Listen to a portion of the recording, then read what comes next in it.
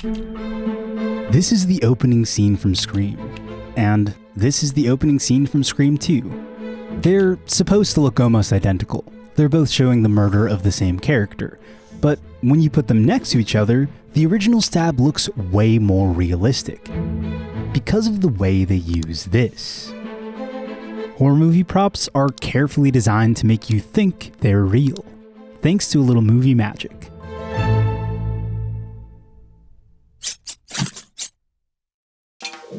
This is Nate Reagan, a Scream aficionado who worked on Scream 4 and 5, and who has a bunch of props from the movies.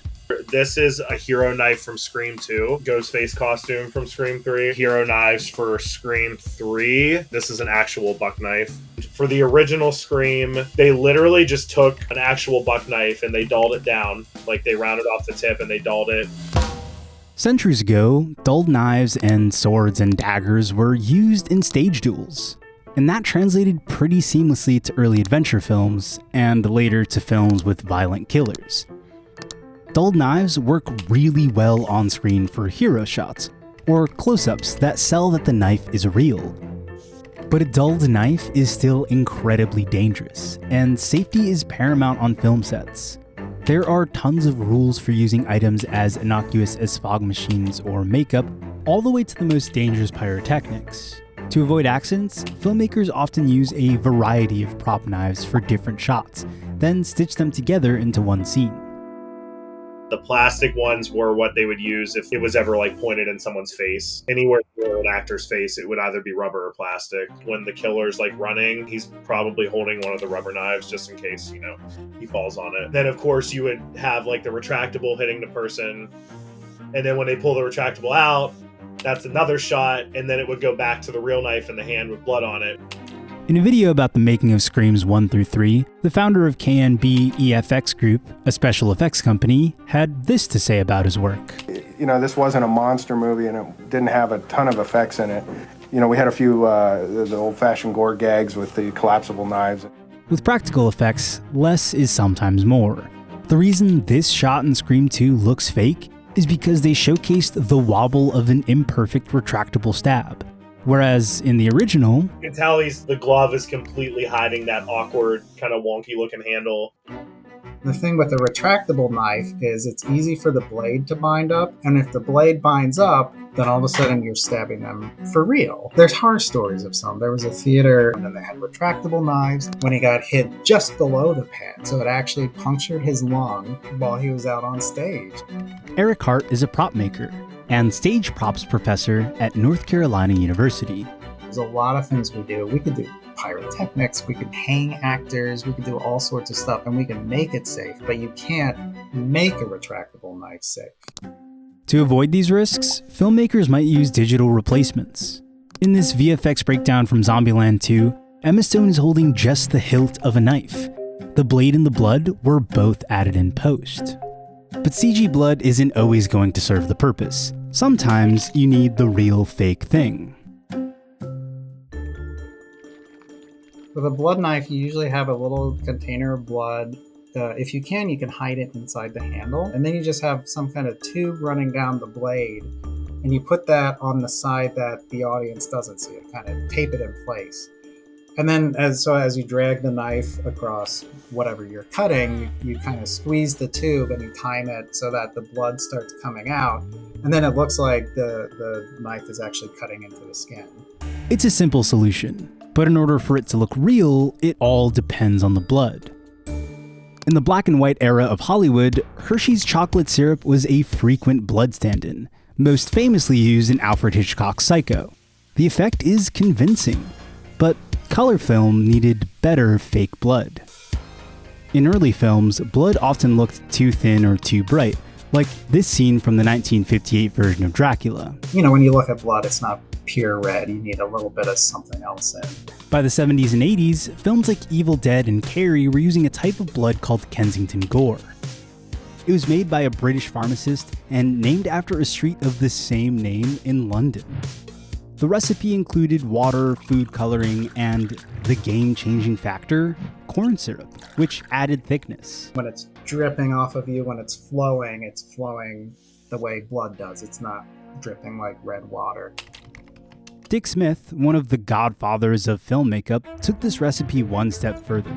He added Kodak Photo Flow, a poisonous wetting agent commonly used when developing photo negatives. This allowed the blood to believably soak into clothing while retaining that thickness. For this scene in Scream, you can see the special effects team coating Drew Barrymore's neck and clothes with fake blood out of a ketchup squeeze bottle. Oh, for we just get that in my hair? No. Okay, good. Movies today use a variation on all of these recipes, depending on what the scene calls for. If it's coming out of a blood knife, it's got to flow. You can't have like really chunky stuff. And if they're actually swallowing it, you want it to be food safe. If it's like splattering on carpets and you want to be able to wash it out. The next time you're watching like a low budget horror, check how many times they have a really bloody scene in the bathroom, like in the shower. Because that's really easy for them to clean after they're done filming.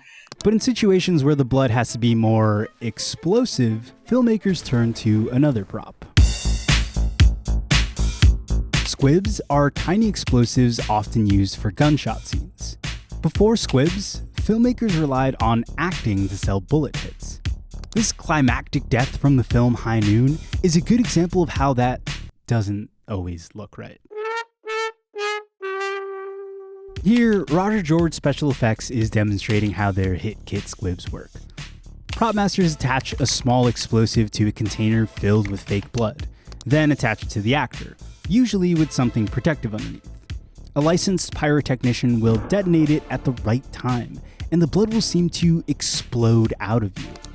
For larger blood spurts, like these ridiculous explosions at the end of the campy movie Ready or Not, filmmakers turn to something else. And that I do have. I got one of the blood cannons I built. It's the same as a confetti cannon, but with blood.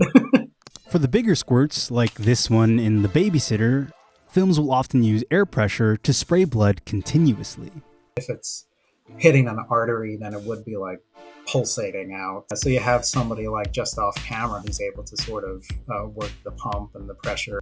With air, if you just need a slowly appearing pool of blood underneath the body, you could just have like 1 psi of pressure just slowly pushing that blood out. Prop knives and blood are only one part of making movies look real. The rest of the work is often hidden. After all, it's what you don't see that makes the difference. Ghostface's most brutal attacks are often slightly behind objects, covered by hands, or just out of frame. The killer in Psycho almost never touches Marion Crane's actual body. And Michael Myers kills people off-screen. But the blood, guts, and sound effects pull the trick on us, making us feel like we've seen it. Thanks so much for watching. We set out a few weeks ago to make a video about how horror movies make fake violence look real, and while I was editing this piece, the importance of prop safety was highlighted by some really devastating news. The tragic death of DP Helena Hutchins on the set of the film Rust.